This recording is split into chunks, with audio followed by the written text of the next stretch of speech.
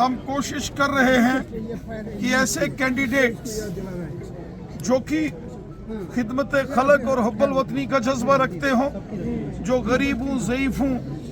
मजलूमों और बेसहारा लोगों की खिदमत का जज्बा रखने वाले जो लोग हैं, वो यहाँ से वादी कश्मीर से जीत के आ जाएं। वो शख्स, वो कैंडिडेट्स जो अमन चाहते हैं, जो वादी कश्मीर में डेवलपमेंट चाहते हैं, जो कैंडिडेट्स चाहते हैं कि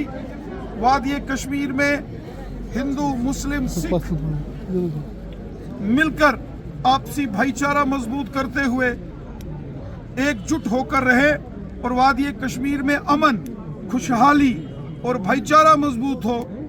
और वो उम्मीदवार, वो कैंडिडेट, वो शख्स जो ये चाहते हैं कि वादी कश्मीर में अमन और खुशहाली हो, ऐसे शख्स जीतकर अगर मेंबर पार्लियामेंट बनते हैं और पार्लियामेंट में जाते हैं, यकीनन वो यहाँ के लोगों की खिदमत करेंगे। खिदमतदार बन के जो काम करने का जज्बा रखते हों, ऐसे शख्स वादी कश्मीर से जीत के जाएं, ऐसी हम तमन्ना रखते हैं। अभी आप नॉर्थ कश्मीर में हैं। नॉर्थ की जो बारामूला पार्लिमानी सीट है, यहाँ के जो बीजेपी के वर्कर्स हैं, चाहे डिस्ट्रिक्ट बारामूला हो, कुपवाड़ा हो या डिस्ट्रिक्ट बांडीपुरा, मैं लगातार अपने तमाम वर्कर्स के साथ मुलाकात कर रहा हूँ और बड़गाम की भी जो कॉन्स्टिट्यूंसीज इस नॉर्थ कश्मीर के साथ लगी हैं, तमाम वर्करों से मुलाकात करके जो हमारे वर्कर्स की राय होगी, जो हमारा वर्कर बीजेपी का चाहता है, उसी हिसाब से हम फैसला ले लेंगे और ये फैसला हम जल्द ले लेंगे। लेकिन हम चाहते हैं कि वो शख्स जो अमन में यकीन रखता हो, वो शख्स जो गरीबों, मजलूमों, मजदूरों, किसानों, काश्तकारों और बेसहारा लोगों का खादिम बन के काम करने का जज्बा रखता हो, वो शख्स जो डेवलपमेंट की ओर ध्यान दे, वो शख्स जो भाईचारे को मजबूत करे और वो शख्स जो सबको साथ लेकर चले, ऐसा कोई शख्स यहाँ से अगर जीत के जाएगा, तो हिंदुस्तान के पार्लियामेंट में जाएगा, तो यकीनन वो लोगों की खिदमत करेगा और उससे लोगों का भला होगा। क्योंकि बहुत सारे काम मेंबर पार्लियामेंट के हाथ में होते हैं। इसलिए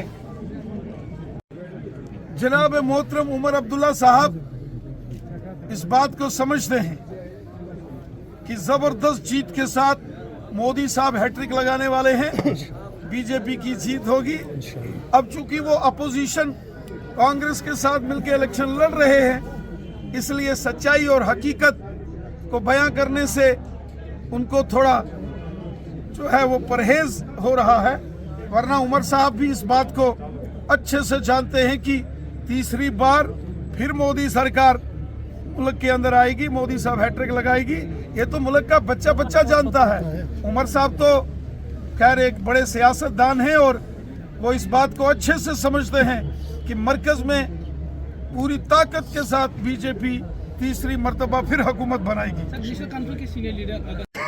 मोहतरम डॉक्टर फारूक अब्दुल्ला साहब इस बात को अच्छे तरीके से जानते हैं कि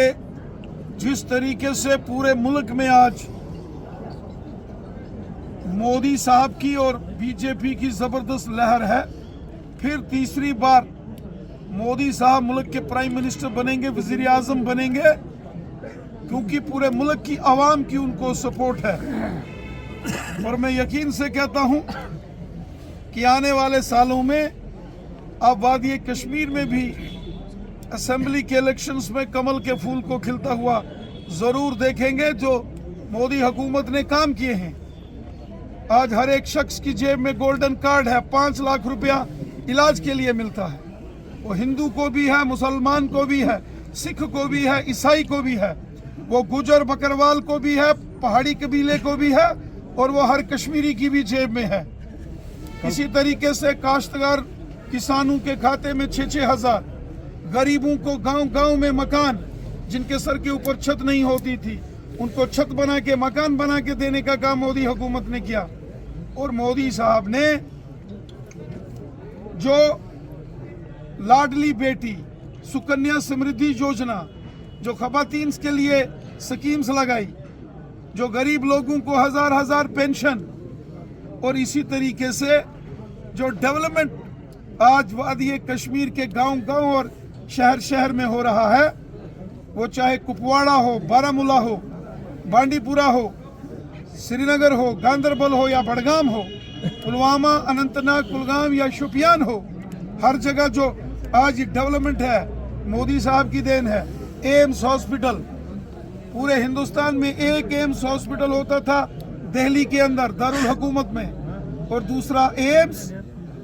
कश्मीर के अवंतीपुरा में बनके तैयार हो रहा है। ये मोदी साहब की देन है।